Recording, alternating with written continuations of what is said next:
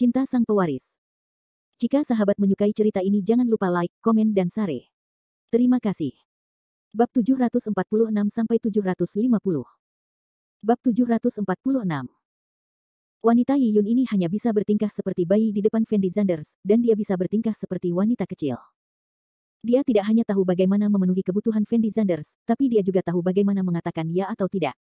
Hanya wanita seperti itu yang bisa membuat pria benar-benar gila. Fendi Zanders dan Yiyun mula-mula berada di ruang tamu, lalu sampai ke balkon, dan akhirnya kembali ke kamar tidur. Baru pada pukul 2 pagi keduanya berhenti dan berpelukan. Sayang, ayo tidur. Fendi Zanders mengulurkan tangannya dan menepuk punggung Yiyun, dan berkata dengan lembut. Peluk aku. Yiyun berbaring di pelukan Fendi Zanders, dan berkata pada Fendi Zanders dengan genit. Fendi Zanders menoleh dan melihat wanita menawan ini, tidak bisa menahan senyum sedikit pun, lalu memeluk Yiyun ke dalam pelukannya. Harus dikatakan bahwa tidak ada pria yang menolak wanita seperti Yiyun. Entah berapa lama, Fendi Zanders dan Yiyun akhirnya tertidur. Karena Fendi Zanders bertemu Yiyun, dia tidak kembali dengan Wang Xiong-Glases dan yang lainnya. Sebaliknya, dia menemani Yiyun bermain di kapal pesiar putri selama beberapa hari, dan ketika Yiyun akan mengikuti audisi, Fendi Zanders kembali ke Jiangcheng sendirian. Audisi Yiyun sangat sukses, dan setelah Li Qiang mengetahui tentang hubungan antara Yiyun dan Fendi Zanders. Untuk menyenangkan Fendi Zanders, Li Qiang dengan mudah membiarkan Yiyun mendapatkan peran tersebut. Yang membuat Fendi Zanders merasa sedikit sedih adalah film Yiyun seringkali harus syuting di Amerika Serikat. Jadi setelah audisi Yiyun berhasil, dia harus pergi ke luar negeri bersama kru, dan Fendi Zanders memperkirakan dia tidak akan bisa bertemu Yiyun untuk waktu yang lama. Setelah kembali ke Jiangcheng, Fendi Zanders segera datang ke rumah Ye Juechen. Bagaimanapun, Fendi Zanders tidak datang untuk bertarung dengan Yuan Bao selama periode waktu ini. Fendi Zanders khawatir keterampilan yang diperoleh dengan susah payah tidak akan terbuang percuma karena jangka waktu ini. Setelah mengalami apa yang terjadi pada Zhu Zetian, Fendi Zanders sangat menyadari bahwa tidak peduli betapa buruknya latar belakang seseorang atau seberapa kaya dia sebenarnya tidak sebaik yang dia miliki. Dulu ketika pengawal Zhu Zetian menyerang Fendi Zanders, jika bukan karena keahlian Fendi Zanders yang hebat, Fendi Zanders pasti sudah lama dibuang ke laut oleh pengawal Zhu Zetian. Jika dia dilempar ke laut oleh pengawal Zhu Zetian, tidak peduli seberapa buruk latar belakang Fendi Zanders, dia mungkin tidak memiliki kesempatan untuk bertahan hidup. Jadi Fendi Zanders merasa bahwa bagaimanapun juga, meningkatkan kekuatannya sendiri adalah hal yang paling penting. Saat Fendi Zanders masuk ke rumah Ye Juechen, Yuan Bao bergegas menuju posisi Fendi Zanders. Namun orangutan Yuan Bao tidak begitu bersemangat bukan karena merindukan Fendi Zanders, melainkan karena dia tidak memukul Fendi Zanders selama ini, dan tangan Yuan Bao sedikit gatal. Orangutan konyol ini memperlakukanku seperti karung pasir manusia. Fendi Zanders memandang Yuan Bao yang bergegas ke arahnya, dan jejak ketidakberdayaan muncul di matanya. Bah. Yuan Bao memamerkan giginya ke arah Fendi Zanders, lalu bergegas menuju posisi Fendi Zanders dengan kecepatan yang mencengangkan, dan mengayunkan tinjunya ke kepala Fendi Zanders. Fendi Zanders dengan cepat menghindari pukulan Yuan Bao, dan sambil menghindar, dia mencari kesempatan untuk melakukan serangan balik. Fendi Zanders saat ini tidak lagi sama dengan Fendi Zanders sebelumnya. Meskipun Fendi Zanders belum menjadi lawan Yuan Bao, dia tidak seperti pada awalnya di mana dia hanya bisa dikalahkan seperti orang bodoh. Sekarang Fendi Zanders dapat dengan sempurna menghindari sebagian besar serangan Kai Yuan Bao, dan terkadang dia dapat menemukan kesempatan untuk melawan. Hanya saja kecepatan reaksi Yuan Bao sangat mencengangkan. Bahkan jika Fendi Zanders memiliki kesempatan untuk melawan, dia tidak bisa menyentuh Yuan Bao. Ye Juechen, sebaliknya, masih sama seperti sebelumnya, duduk di kursi guru besar berjemur di bawah sinar matahari, dan sama sekali tidak peduli dengan situasi Fendi Zanders Yuan Bao. Fendi Zanders bertahan di tangan Yuan Bao selama hampir setengah jam, namun akhirnya dipukul oleh Yuan Bao dan terbang. Setelah terkena pukulan Yuan Bao, tubuh Fendi Zanders membentur tembok dengan keras. Fendi Zanders merasa dadanya seperti dihantam batu besar, dan itu menyakitkan. Namun Yuan Bao sepertinya tidak berniat melepaskan Fendi Zanders, dan dengan senang hati bergegas menuju posisi Fendi Zanders. Tidak ada lagi perkelahian, tidak ada lagi perkelahian. Fendi Zanders buru-buru melambaikan tangannya ke arah Yuan Bao, lalu berjuang untuk berdiri, dengan ekspresi tidak bisa berkata-kata di wajahnya. Dia tidak bisa menahan mulutnya dan berkata, dasar orangutan idiot, kita sudah saling kenal begitu lama, kamu bahkan tidak tahu seberapa parah tembakanmu, apakah kamu mencoba membunuhku? Seolah dia bisa memahami kata-kata Fendi Zanders, Yuan Bao menyeringai kejam pada Fendi Zanders, lalu kembali ke sisi Ye Juechen. Setelah Fendi Zanders ragu-ragu sejenak, dia juga berjalan ke sisi Ye Juechen.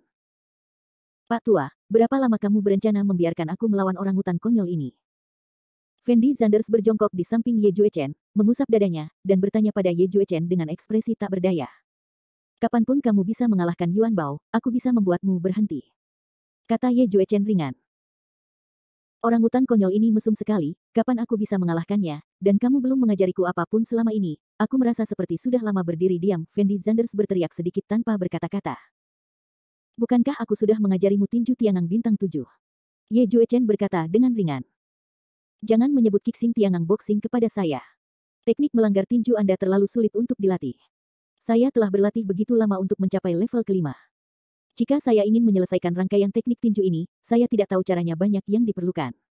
Apa gunanya aku berlatih hal ini? Fendi Zanders berteriak pada Ye Juechen tanpa daya dengan mulut melengkung.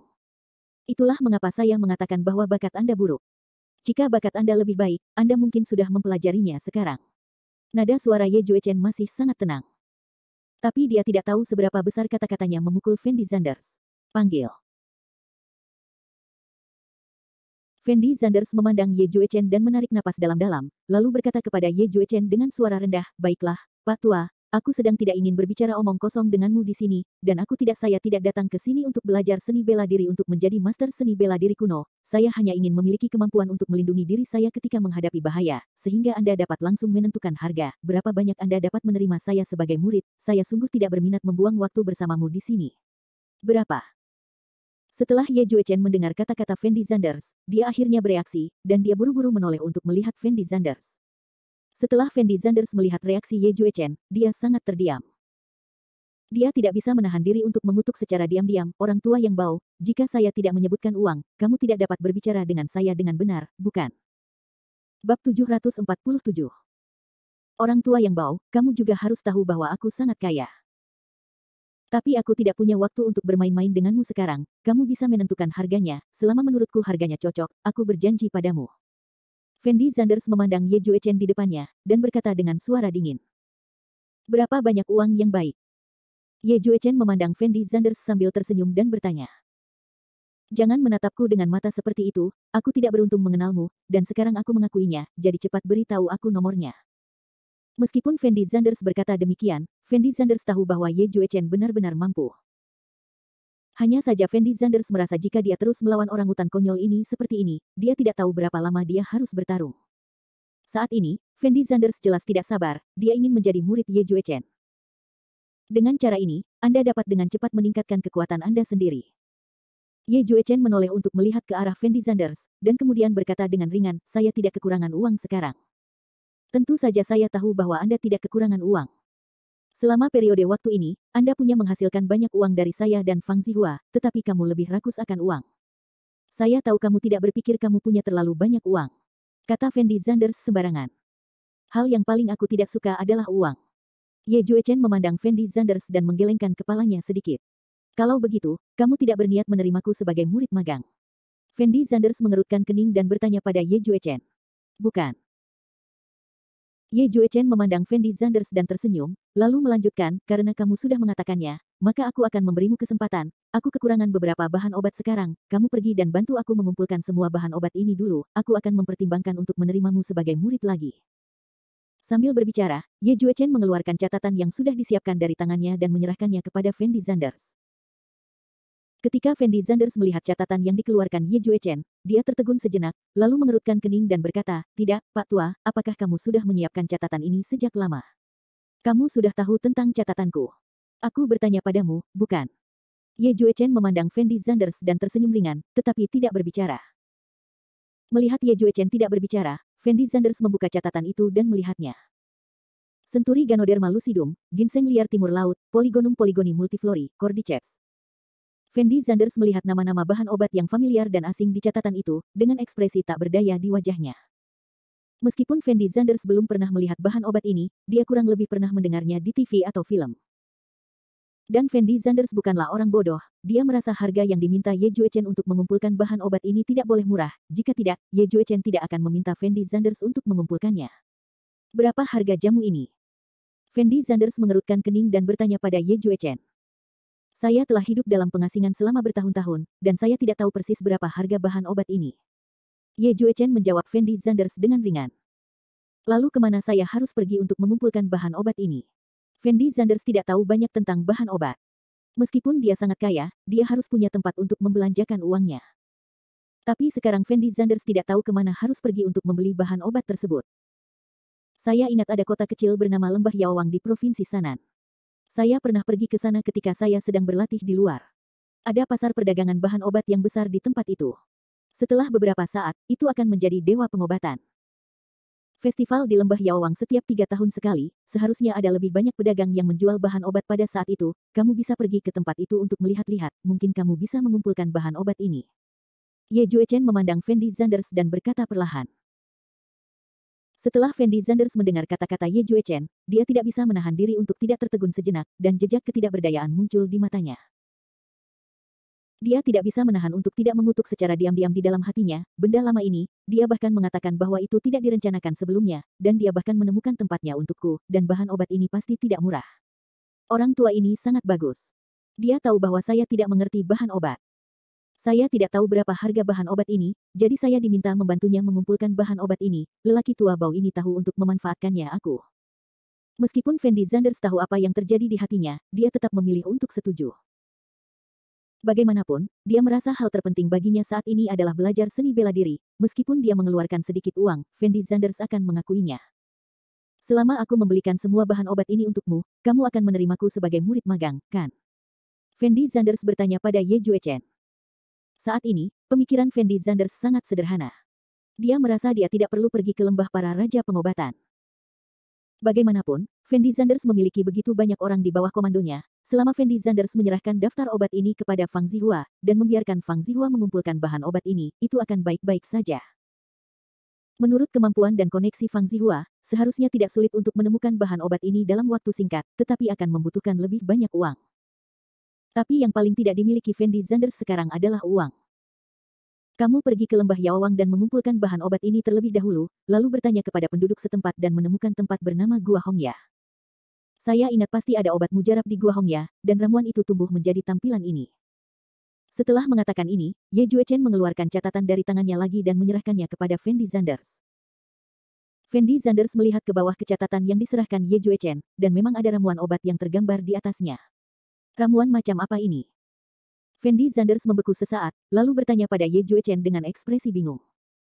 Kamu tidak perlu khawatir tentang jenis ramuan apa itu, selama kamu bisa menemukan ramuan ini. Jawab Ye Juechen ringan. Tidak, Pak Tua, apa yang kamu ingin aku lakukan? Mengumpulkan bahan obat dan pergi ke Gua Hongya. Apakah kamu di sini untuk menggodaku? Fendi Zanders berteriak pada Ye Juechen dengan nada yang sangat tidak berdaya. Apakah menurutmu aku sedang ingin bercanda denganmu? Ye Juechen menoleh untuk melihat Fendi Zanders, dan kemudian melanjutkan, selama Anda dapat membantu saya menemukan semua bahan obat ini, saya dapat mempertimbangkan untuk menjadikan Anda sebagai murid saya. Sungguh. Ketika Fendi Zanders mendengar kata-kata Ye Juechen, sedikit kegembiraan muncul di matanya. Sungguh. Ye Juechen sedikit mengangguk. Tidak apa-apa, kita berdua sudah sepakat, selama aku bisa membantumu menemukan bahan obat ini, kamu akan menerimaku sebagai muridmu, kan? Fendi Zanders berteriak dengan sangat bersemangat. Yah, selama kamu bisa menemukan bahan obat ini, aku akan menganggapmu sebagai murid magang, tapi aku ingatkan kamu bahwa mengumpulkan bahan obat itu masalah sepele. Lagi pula, bahan obat bisa dibeli kalau kamu punya uang, tapi Gua Hongya agak berbahaya bagimu. Kamu harus siap secara mental. Ye Juechen memandang Fendi Zanders dan berkata perlahan. Aku tahu kamu, bajingan tua, tidak punya niat baik. Jika tidak ada bahaya, kamu tidak akan membiarkanku pergi. Fendi Zanders menatap Ye Juechen dan berteriak. Kalau begitu, apakah kamu akan pergi atau tidak? Ye Juechen bertanya dengan ringan. Bab 748. Fendi Zanders tidak bisa menahan keraguan ketika mendengar kata-kata Ye Juechen. Lalu dia mengertakkan gigi dan berbisik, aku pergi. Fendi Zanders tahu bahwa jika dia ingin menjadi murid Ye Juechen, dia harus membayar sesuatu. Jika dia terus melawan orang hutan konyol ini, Fendi Zanders tidak tahu bahwa dia akan bertarung sampai tahun monyet. Jadi sebaiknya dia memanfaatkan kesempatan ini dan bertaruh dengan baik. Apakah kamu yakin ingin pergi? Jejak keterkejutan muncul di mata Ye Juechen. Tentu. Fendi Zanders mengangguk lagi. Kamu masih memiliki tulang punggung. Ye Juechen tersenyum, lalu melanjutkan, festival jamu di Lembah Yawang akan diadakan dalam 3 hari, jadi kamu bisa pergi ke sana lagi. Tidak masalah, saya mengerti. Fendi Zanders memandang Ye Juechen dan mengangguk riang, lalu melanjutkan bertanya, apakah ada hal lain yang harus kamu lakukan? Jika kamu tidak ada urusan, aku akan pergi dulu. Fendi Zanders tahu itu dia tidak akan bisa kembali dalam 1 atau 2 hari setelah pergi ke Yaowangu kali ini, jadi dia berencana untuk kembali ke Universitas Jiangcheng dan meminta cuti pada Qin Lan. Tapi Ye Juechen memandang Fendi Zanders dan ragu-ragu sejenak, lalu mengulurkan tangan dan mengeluarkan botol obat dari tangannya, menyerahkannya kepada Fendi Zanders, dan kemudian berkata dengan lembut kepada Fendi Zanders, jika kamu pergi ke lembah pengobatan raja, jika Anda berada dalam bahaya, minumlah pil ini mungkin dapat menyelamatkan nyawa Anda. Apa ini? Fendi Zanders melihat botol obat di tangan Ye Juechen, dan bertanya dengan nada bingung. Kamu tidak perlu tahu apa itu, kamu hanya perlu mengingat bahwa benda ini bisa menyelamatkan nyawamu dan menangis, tapi jika tidak ada situasi yang mengancam nyawa, jangan memakannya begitu saja, mengerti? Ye Juechen berkata pada Fendi Zanders dengan tenang. Ini bukan racun, kan? Ada kilatan aneh di mata Fendi Zanders, dan dia mengerutkan kening dan bertanya. Hehe, jika aku ingin menyakitimu, apakah aku perlu meracunimu? Ye Juechen bertanya balik sambil tersenyum. Benar, kamu sangat kuat, jika kamu ingin menyakitiku, kamu pasti sudah lama melakukannya padaku, dan jika aku mati, uang siapa yang akan kamu curang?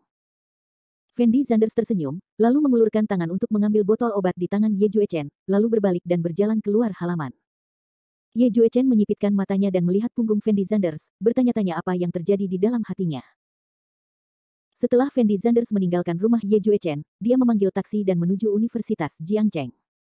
Setelah masuk ke dalam mobil, Fendi Zanders mengeluarkan ponselnya dan menelepon Fang Zihua. Tuan Zanders, ada apa? Fang Zihua segera menghubungkan telepon dan bertanya dengan hormat. Dalam beberapa hari, saya mungkin pergi ke lembah Raja Pengobatan, dan saya akan memberitahu Anda sebelumnya, sehingga Anda tidak akan menemukan saya untuk apapun. Kata Fendi Zanders lembut. Tuan Zanders, apakah Anda akan berpartisipasi dalam festival jamu di lembah Raja Pengobatan? Setelah Fang Zihua tertegun sejenak, dia bertanya dengan suara rendah. Kamu bahkan tahu tentang festival Baikao. Nada suara Fendi Zanders sedikit terkejut. Grand Group kami juga memiliki beberapa industri farmasi, dan Medicine King Valley adalah pasar perdagangan bahan obat berskala besar yang paling terkenal di Tiongkok. Tentu saja saya tahu tempat itu. Fang Zihua menjelaskan perlahan. Jadi ini ya. Fendi Zanders mengangguk ringan, lalu berkata tanpa ekspresi, benar, orang tua Ye Juechen itu memintaku untuk mengumpulkan beberapa bahan obat. Selama aku dapat menemukan bahan obat ini, Ye Juechen akan menerimaku sebagai murid. Jadi aku harus melakukannya pergi ke sana, Tuan Zanders. Bahan obat apa yang perlu Anda kumpulkan? Anda dapat memberitahu saya secara langsung, saya dapat membantu Anda mengumpulkannya, Fang Zihua berkata dengan tergesa-gesa. Tidak perlu, saya perlu melakukan beberapa hal sendiri. Kunjunganku ke lembah Raja Pengobatan kali ini bukan hanya untuk mengumpulkan bahan obat. Fendi Zanders berkata perlahan. Oh baiklah. Fang Zihua dengan enggan menyetujuinya, dan kemudian melanjutkan bertanya, Tuan Zanders, lembah pengobatan raja cukup jauh dari kota Jiangcheng kita, bagaimana rencanamu untuk sampai ke sana? Lebih aman pergi ke sana dengan kereta atau mobil. Fendi Zanders menjawab setelah berpikir sejenak. Tidak apa-apa juga.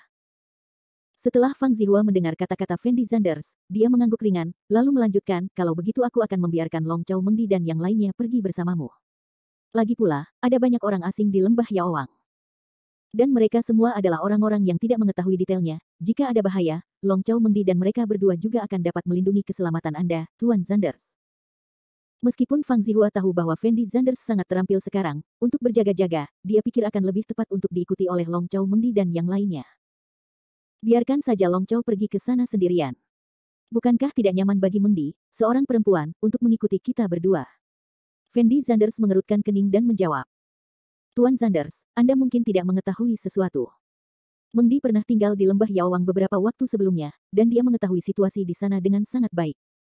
Jika Anda membawa Mengdi bersama Anda, itu pasti akan sangat membantu Anda. Sangat membantu. Fang Zihua berkata dengan tergesa-gesa. Karena itu masalahnya, biarkan mereka berdua pergi bersamaku. Fendi Zanders dengan enggan menyetujuinya. Baiklah, Tuan Zanders, jika Anda tidak punya pekerjaan lain, saya akan menutup telepon dulu. Aku akan bicara dengan Long Chao, Mengdi dan yang lainnya. Fang Zihua berkata perlahan. Bagus. Fendi Zanders mengangguk ringan, lalu menutup telepon. Setelah menutup telepon, Fendi Zanders menemukan bahwa dia sudah tiba di gerbang Universitas Jiangcheng. Hanya saja sopir taksi melihat Fendi Zanders terus menelepon, jadi dia tidak buru-buru mendesak Fendi Zanders. Anak muda, kita sudah sampai di tempat. Sopir taksi menoleh dan berkata kepada Fendi Zanders sambil tersenyum. Terima kasih. Fendi Zanders memandang sopir taksi dengan senyum tipis, lalu membuka pintu dan keluar dari mobil. Melihat kampus yang sudah dikenalnya, sebuah jejak ketidakberdayaan melintas di mata Fendi Zanders. Karena dia tidak tahu bagaimana dia harus menjelaskan kepada wanita itu Qin Lan selanjutnya. Lagi pula, Fendi Zanders tidak meminta izin Qin Lan ketika dia pergi ke kompetisi seni bela diri. Fendi Zanders tidak meminta izin pada Qin Lan. Tidak tahu bagaimana menjelaskan hal ini padanya. Dan kali ini dia akan kembali untuk meminta izin Qin Lan lagi. Fendi Zanders merasakan sakit kepala setiap kali dia memikirkannya. Fendi Zanders masuk ke kampus dengan langkah-langkah. Tetapi sebelum Fendi Zanders berjalan beberapa langkah, dia melihat sekelompok besar orang berkumpul, seolah-olah mereka sedang melihat sesuatu. Setelah Fendi Zanders melihat pemandangan ini, ekspresi wajahnya sedikit penasaran, jadi dia berjalan menuju kerumunan. Kacamata Wang Xiong, kenapa kalian berdua ada di sini? Pada saat ini, Fendi Zanders tiba-tiba melihat dua sosok familiar berkacamata menyeret Wang Xiong ke kerumunan. Setelah Wang Xiong berkacamata mendengar suara Fendi Zanders, mereka semua menoleh untuk melihat posisi Fendi Zanders. Bab 749. Begitu Fendi Zanders memasuki sekolah, dia melihat sekelompok besar siswa berkumpul. Fendi Zanders sepertinya sedikit penasaran di dalam hatinya, jadi dia tanpa sadar mendekatinya. Tetapi setelah Fendi Zanders mendekat, dia menyadari bahwa kacamata Wang Xiong dan yang lainnya juga ada di sini. Setelah mendengar suara Fendi Zanders, kacamata tidak bisa menahan diri untuk tidak melihat kembali ke Fendi Zanders, dan kemudian berteriak pada Fendi Zanders dengan ekspresi terkejut, "Fendi Zanders, kamu kembali. Saya baru saja kembali, apa yang terjadi?" Fendi Zanders melirik sekilas ke orang-orang di depannya, dan bertanya dengan ekspresi bingung di kacamatanya. "Aku tidak begitu tahu apa yang terjadi, tapi kudengar dua wanita cantik sepertinya telah dipindahkan ke sekolah kita. Mereka semua mengatakan bahwa kedua wanita cantik ini sangat cantik dan memiliki tubuh yang panas, jadi semuanya datang ke sini untuk melihat keindahannya." Kacamata mengulurkan tangan dan menyentuh hidungnya, dan menjelaskan kepada Fendi Zanders sambil tersenyum. "Kecantikan." Setelah Fendi Zanders mendengar kata-kata dari kacamata itu, wajahnya tampak sedikit tidak berdaya, lalu dia berkata dengan ringan, "Saya pikir sesuatu yang besar telah terjadi. Ternyata ada dua wanita cantik. Yang menarik." Fendi Zanders tidak sangat tertarik pada hal-hal seperti kecantikan sekarang, dia pikir lebih penting untuk bergegas dan meminta izin pada Qin Lan. Jadi Fendi Zanders berbalik dan berencana untuk pergi. "Fendi Zanders, kenapa kamu pergi? Lagi pula kamu sudah ada di sini. Sayang sekali jika kamu tidak pergi dan melihat." Melihat Fendi Zanders hendak pergi, Wang Xiong segera mengulurkan tangannya untuk tangkap Fendi Zanders, lalu bawa Fendi Zanders ke kerumunan. Beberapa menit kemudian, ketiga kacamata Fendi Zanders dan Wang Xiong akhirnya merapat ke depan kerumunan. Dua keindahan yang luar biasa. Cantik sekali. Keduanya bukan selebriti internet, mereka terlalu cantik. Kapan sekolah kita memiliki wanita cantik seperti itu? Alangkah baiknya jika aku bisa menemukan pacar seperti itu. Sebaiknya kamu berhenti melamun di sini, bagaimana orang bisa jatuh cinta padamu, lebih baik kamu menyiapkan lebih banyak tisu di malam hari. Semua orang mulai berbisik. Setelah Wang Xiong dan berkacamata melihat kedua wanita cantik itu, ekspresi wajah mereka juga sangat terkejut. Tentu saja, orang yang paling terkejut saat ini tidak lain adalah Fendi Zanders. Karena dua gadis cantik yang dikelilingi oleh semua orang saat ini tidak lain adalah Luo Yawen dan Luo Yaqian, yang pernah bertemu Fendi Zanders di kapal pesiar putri sebelumnya. Luo Yawen mengenakan rok ultra pendek berwarna merah. Dia memiliki sosok yang tinggi dan seksi. Sepasang kaki indah di bawah rok tidak memiliki sehelai rambut pun, sehingga membuatnya terlihat luar biasa menarik. Di sisi lain, Luo Yaqian mengenakan gaun tali ikat putih panjang, memancarkan temperamen mulia dalam setiap gerakannya. Di mata orang awam, kedua gadis ini memang bisa dibilang sebagai kecantikan tiada taraf, dan wajar jika banyak orang yang memperhatikan mereka. Tapi yang Fendi Zanders tidak mengerti adalah mengapa kedua gadis itu, Luo Yawen dan Luo Yaqian, muncul di sekolahnya. Luo Chengyun membiarkan kedua saudara perempuannya gagal merayu Fendi Zanders, dan sekarang kedua saudara perempuan itu muncul lagi di sekolah Fendi Zanders. Hal ini membuat Fendi Zanders sulit untuk tidak menghubungkan kedua hal ini bersama-sama. Kedua gadis ini sangat cantik, dan mereka menyaingi pacar Fendi Zanders, Yi Yun. "Bukankah begitu, Fendi Zanders?" Kacamata mengertakkan gigi dan bertanya pada Fendi Zanders di sampingnya. Tetapi setelah kacamata itu selesai berbicara, dia tertegun sejenak, dan kemudian tanpa sadar melirik ke posisi Fendi Zanders. "Di mana Fendi Zanders?" Kacamata berteriak dengan nada bingung. "Aku tidak tahu, sepertinya sudah hilang." Wang Xiong menatap Luo Yawen dan Luo Yaqian dengan mata lurus, dia bahkan tidak menyadari kapan Fendi Zanders pergi. Setelah Fendi Zanders melihat dua saudara perempuan Luo Yawen dan Luo Yaqian, dia khawatir kedua wanita ini akan mengenalinya. Begitu mereka berdua mengenalinya, identitas Fendi Zanders juga akan terungkap, jadi Fendi Zanders menyelinap pergi sebelum kedua gadis itu menemukannya. Mengenai alasan Luo Yawen dan Luo Yaqian datang ke Universitas Jiangcheng, Fendi Zanders tidak peduli sekarang. Fendi Zanders tahu bahwa kelas mereka hanya memiliki satu kelas hari ini, jadi Qin Lan seharusnya ada di kantor. Jadi Fendi Zanders datang ke kantor Qin Lan. Namun ketika Fendi Zanders datang ke kantor, dia menyadari bahwa Qin Lan telah kembali ke asrama, jadi Fendi Zanders tidak punya pilihan selain datang ke asrama Qin Lan lagi. Karena Fendi Zanders telah membantu Qin Lan memindahkan barang-barang ke asrama sebelumnya, Fendi Zanders bisa keluar masuk asrama guru dengan normal, bahkan bibi di asrama sudah mengenal Fendi Zanders. Xiao Zanders, sepertinya kamu belum datang ke sini akhir-akhir ini, sedang sibuk apa? Setelah melihat Fendi Zanders, bibi di asrama bertanya kepada Fendi Zanders sambil tersenyum. Tidak ada yang sibuk. Jawab Fendi Zanders sambil tersenyum, dan kemudian melanjutkan bertanya, Bibi Wang, apakah Guru Qin ada di asrama sekarang? Seharusnya begitu, aku baru saja melihatnya masuk. Bibi Wang mengangguk sedikit. Bibi Wang, saya ada hubungannya dengan Guru Qin, jadi saya naik dulu. Setelah Fendi Zanders selesai berbicara, dia mulai berjalan menuju asrama.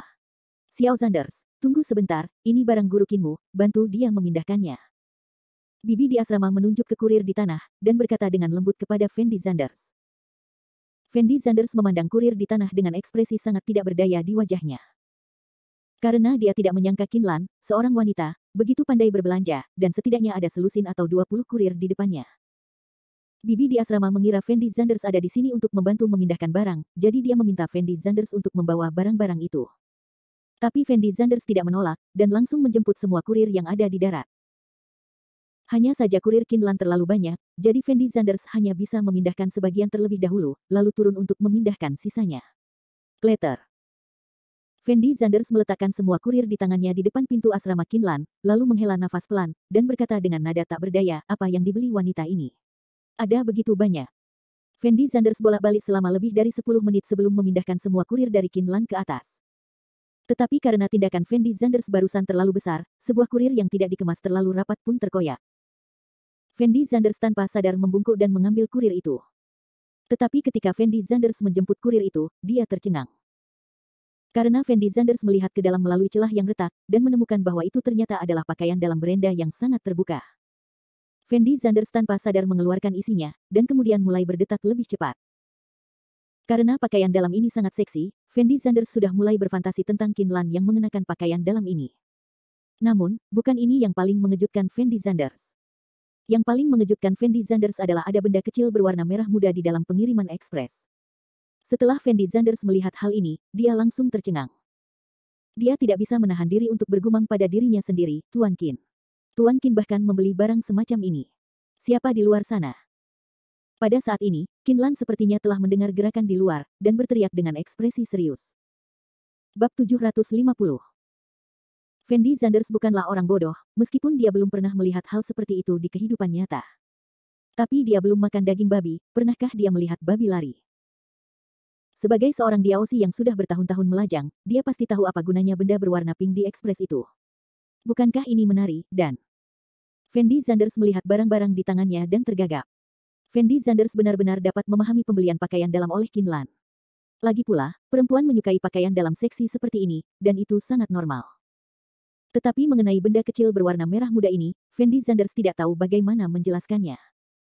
Lagi pula, di mata Fendi Zanders, wanita cantik seperti Qin Lan seharusnya tidak kekurangan laki-laki, bukan? Tepat ketika Fendi Zanders bertanya-tanya mengapa ada hal seperti itu pada kurir Qin Lan, sesuatu yang tidak terduga terjadi pada Fendi Zanders. Pintu asrama Qin Lan dibuka dari dalam. Qin Lan, yang berpakaian keren, keluar dengan sepatu hak tinggi. Fendi Zanders tertegun sejenak, lalu memasukkan barang-barang di tangannya ke dalam kotak ekspres. Tapi Qin Lan sudah keluar saat ini, dan dia juga melihat Fendi Zanders memegang celana dalamnya dan benda merah kecil di tangannya. Fendi Zanders, apa yang kamu lakukan di sini? Setelah melihat adegan ini, Qin Lan memiliki tatapan aneh di matanya, dan kemudian bertanya pada Fendi Zanders dengan suara dingin. Dahi.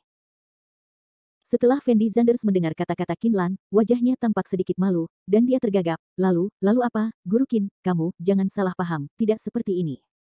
Siapa yang menyuruhmu membuka pengiriman ekspresku? Melihat pakaian dalam di tangan Fendi Zanders, Qin Lan merasa malu dan marah, dan saat berbicara, dia mengulurkan tangan dan mengambil kurir dari tangan Fendi Zanders. Namun ketika Kinlan melihat mainan di tangan Fendi Zanders, wajah cantiknya tampak semakin merona. Tuan Qin, dengarkan penjelasan saya. Melihat Kinlan tampak sedikit marah, Fendi Zanders membuka mulutnya untuk menjelaskan. Masuk dan bicara, jangan bicara di sana. Kinlan sepertinya khawatir dilihat oleh orang lain, jadi dia berteriak pada Fendi Zanders dengan suara dingin, lalu berbalik dan berjalan ke asrama. Jejak ketidakberdayaan melintas di mata Fendi Zanders, lalu dia mengikuti di belakang Kinlan dan berjalan ke asrama bersama. Kinlan mengenakan t-shirt ketat hari ini, rambut hitam legamnya disampirkan dengan santai di bahunya, fitur wajahnya yang sempurna tanpa riasan, dan dia tidak dapat menemukan kekurangan apapun. Setiap inci kulitnya seolah menyiratkan keeksentrikan sang pencipta. Dia tinggi, montok dan memikat seorang wanita, pinggang rampingnya mengeluarkan nafas menggoda sambil bergoyang, dan tubuh bagian bawahnya mengenakan rok mini berwarna hitam. Roknya yang sangat pendek seolah mampu membalut bokongnya yang menarik. Di kaki kecilnya yang halus, ada sepasang sepatu tinggi dengan sandal. Keseluruhan orang terlihat sangat seksi setelah Fendi Zanders memasuki asrama. Dia tanpa sadar melihat paha Kinlan yang cantik dan halus. Kaki Kinlan sepertinya memiliki semacam kekuatan magis, dan dengan kuat menarik perhatian Fendi Zanders. Fendi Zanders merasa hal yang paling menarik dari Kinlan adalah kakinya yang indah. Fendi Zanders tidak bisa mengalihkan pandangan darinya. Bagian yang paling menarik dari seorang wanita di ranjang bukanlah payudaranya, bukan pula wajahnya, melainkan kakinya. Jika Anda bisa terbungkus oleh kaki indah Kinlan, perasaan itu tak terlukiskan. Apakah kakiku benar-benar bagus? Kinlan menjilat bibir merahnya yang dan bertanya pada Fendi Zanders dengan suara rendah. Setelah Fendi Zanders mendengar kata-kata Kinlan, dia menyadari bahwa dia masih memiliki sesuatu untuk dijelaskan kepada Kinlan. Jadi dia segera membuang muka, melihat pakaian dalam dan benda kecil berwarna merah muda di tangan Kinlan, dan tergagap, Tuan Qin, semuanya tidak seperti yang Anda pikirkan, dengarkan penjelasan saya. Oke, jelaskan. Kinlan melirik Fendi Zanders sambil setengah tersenyum, dan menjawab dengan suara rendah. Panggil. Fendi Zanders menghela nafas tak berdaya, dan kemudian perlahan berkata, Guru, seperti ini. Saya datang ke sini hari ini untuk menjelaskan kepada Anda mengapa saya tidak datang ke kelas beberapa hari ini, tetapi ketika saya berjalan ke pintu asrama, Bibi Wang berkata bahwa semua kurir ini milikmu, biarkan aku membantumu mendapatkannya. Lalu apa? Kinlan memandang Fendi Zanders dari atas ke bawah, dan bertanya pada Fendi Zanders dengan lembut. Lalu saya pindahkan semua bungkusannya ke atas, tapi karena terlalu banyak bungkusannya, saya harus mengambilnya beberapa kali. Tanpa sengaja bungkusan itu saya pecahkan dan isinya terjatuh. Keluar, saya ingin memasangnya kembali, dan lalu aku terlihat olehmu, Guru. Fendi Zanders memandang Kinlan dan berkata dengan tergesa-gesa. Benarkah? Kinlan memandang Fendi Zanders dan bertanya dengan lembut. Tuan Qin, bahkan jika Anda memberi saya 100 keberanian, saya tidak akan berani membuka kurir Anda secara pribadi. Kata Fendi Zanders tak berdaya sambil menatap matanya. Kamu cukup berani, dan kamu masih generasi kedua yang super kaya. Kamu tahu bahwa aku tidak berani melakukan apapun padamu, jadi apa yang tidak bisa kamu lakukan? Kinlan memandang Fendi Zanders dan berkata dengan ringan. Setelah Fendi Zanders mendengar kata-kata Kinlan, ekspresi wajahnya tampak semakin suram. Dia tidak bisa menahan diri untuk tidak berbisik, Tuan Qin, jika saya benar-benar ingin mencuri kurir Anda, saya tidak akan melakukannya di sini, bukan? Huff, apakah kamu mengintipku sedang berganti pakaian di kamarku terakhir kali? Kinlan memandang Fendi Zanders dan mendengus dingin. Dahi. Setelah Fendi Zanders mendengar kata-kata Kinlan, ekspresi wajahnya tampak semakin terdiam, dan dia tidak tahu bagaimana menjawab pertanyaannya. Apakah aku berhasil mencapai sasaran? Kinlan bertanya pada Fendi Zanders dengan lembut. Apa katamu? Awalnya masalah ini adalah kesalahpahaman. Aku sama sekali tidak mencuri kiriman ekspresmu, dan bagaimana aku tahu bahwa kamu akan membeli barang semacam ini? Itu semua hanya kebetulan. Fendi Zanders berteriak pada Kinlan dengan penuh semangat. Kinlan melirik Fendi Zanders dengan acuh tak acuh, dan dia merasa bahkan jika dia terus bertanya, itu tidak ada artinya. Lagi pula, meskipun Fendi Zanders benar-benar membuka ekspres dengan sengaja, Fendi Zanders pasti tidak akan mengakuinya. Hanya saja yang tidak dapat dipahami oleh Kinlan adalah mengapa kebetulan sekali kurir yang dibuka Fendi Zanders adalah kurir ini. Tuan Qin, Anda harus percaya padaku, saya benar-benar tidak sengaja membuka pengiriman ekspres ini. Melihat Kinlan terdiam, Fendi Zanders berteriak tak berdaya. Oke, aku percaya padamu. Kinlan memandang Fendi Zanders dan menghela nafas pelan. Sangat mudah untuk mempercayaiku. Fendi Zanders memandang Kinlan, dan ada kilatan aneh di matanya. Omong kosong, meskipun aku tidak mempercayaimu sekarang, terus kenapa? Apakah aku masih bisa membunuhmu? Kinlan menjawab Fendi Zanders dengan marah, jejak ketidakberdayaan muncul di matanya. Apa, Tuan Qin, mengapa Anda membeli barang semacam ini? Fendi Zanders bertanya pada Qin Lan sambil tersenyum. Setelah Qin Lan mendengar kata-kata Fendi Zanders, sedikit rasa malu dan kemarahan muncul di matanya yang indah.